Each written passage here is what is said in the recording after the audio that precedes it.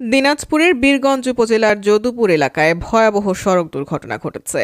বাস ও ট্রাকের মুখোমুখি সংঘর্ষে ঘটনাস্থলে নিহত হয়েছেন 4 জন। এই ঘটনায় আহত হয়েছেন আরও অন্তত 16 জন।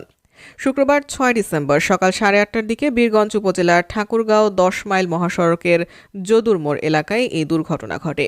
বিষয়টি নিশ্চিত করেছেন বীরগঞ্জ থানার officer in charge OC Mohammad Abdul Gafur. তাৎক্ষণিক নিহতদের নাম পরিচয় পাওয়া যায়নি। প্রত্যক্ষদর্শী সূত্রে জানা যায়, হেরিটেজ পরিবহনের একটি স্লিপার কোচ ঢাকা থেকে পঞ্চগড় যাচ্ছিল।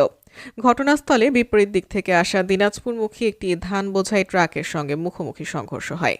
এতে ঘটনাস্থলেই 4 জন নিহত হন। সংঘর্ষের ফলে বাস ও ট্রাকের সামনের অংশ দুমড়ে মুচড়ে গেছে।